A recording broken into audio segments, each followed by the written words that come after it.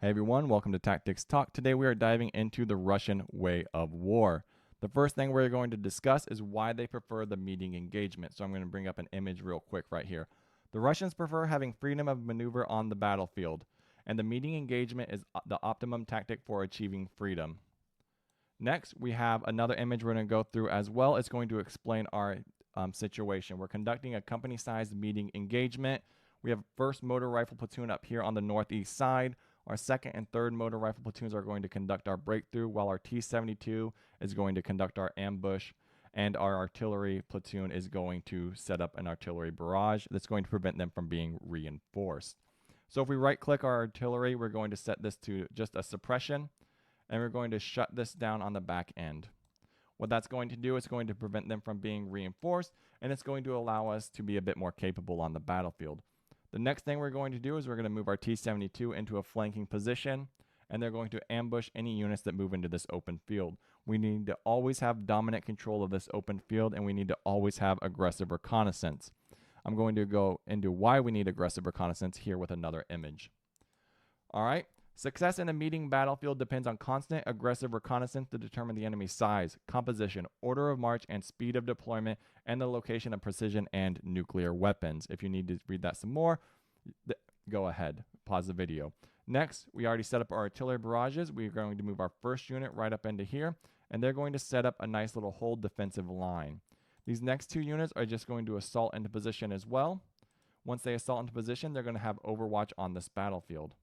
So let's hit commit. They're going to hold as well. They're not going to screen. And then we're going to move this unit up as well, and they're going to hold here. Basically, what's going to happen is during this battle, we're going to have a nice defensive line. We're going to have dominant control over this open terrain. And once these 2 U.S. units move into this position, they'll just be absolutely destroyed. We have several reconnaissance units. It's going to conduct active reconnaissance and ensure that these units are not reinforced, and they're going to determine what type of units they are. So if we right-click right here, we can determine that this one is a Bradley. What weapon system it has is a chain gun, followed by a TOW missile. This TOW missile is probably the biggest threat, at least to our T-72s and BMP-3s, followed by this M1 Abrams platoon as well, which is armed with a high-explosive anti-tank 120mm cannon.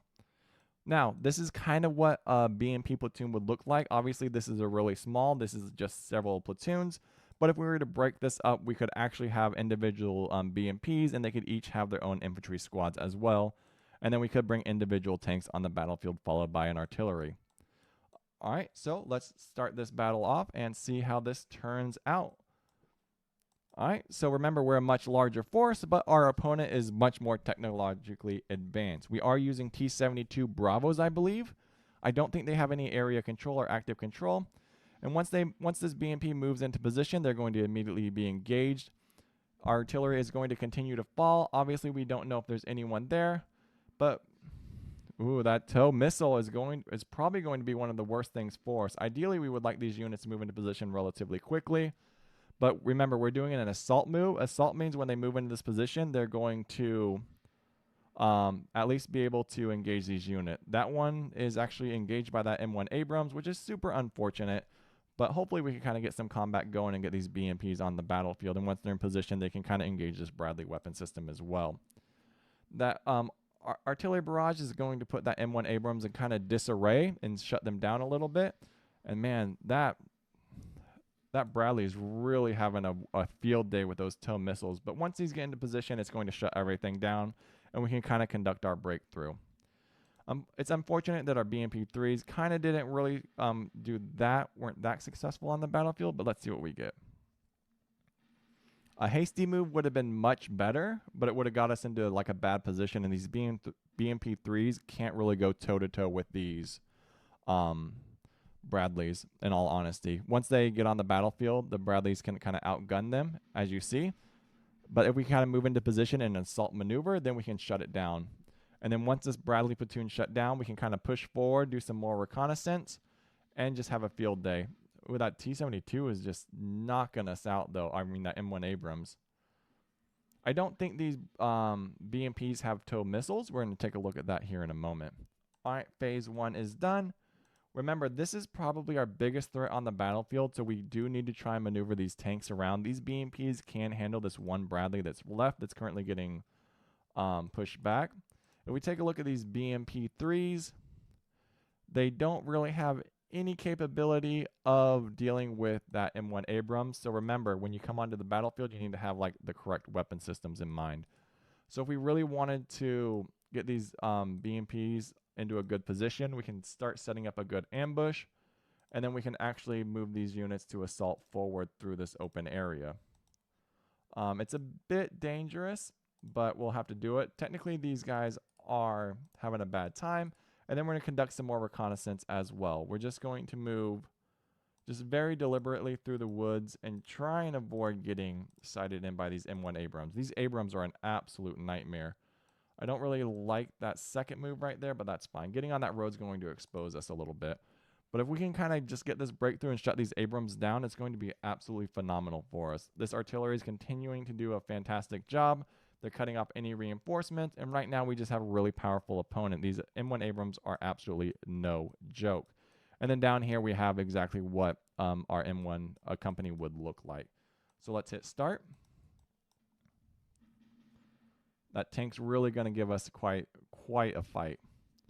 Our artillery isn't suppressing it as much as I would like, but we're gonna do just fine. And it really comes down to the quality of force, and we do need a lot more artillery on this battlefield. We finally got one M1 Abrams destroyed, so that was really beneficial for us. And we should shut down this Bradley here in a moment. I wonder if we just don't have line of sight on it. But even if it does push forward, we're not going to move out into the open. We can just assault into this position and finish that one off. Hopefully we get one more shot on this Bradley and kind of take that position from him. Remember that we need to control all of these weak points. Anything that's kind of an open area isn't really a strong point for us. Where we currently are is more of a strong point, but technically even if we were right up next to this unit, these two cities, like, we could consider that kind of a weak point. Our reconnaissance is moving a little bit, and we're just continuing to shell that back line. So I want to get this unit back into position. I want to get this unit into position as well.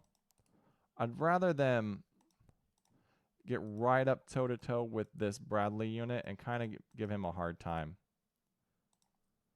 But I don't think, until we can kind of get a good firing position on that M1 Abrams, it's going to shut us down quite a bit. So we'll just keep holding that back line, prevent reinforcements. Obviously, there aren't going to be reinforcements, but we do need to get some good combat going.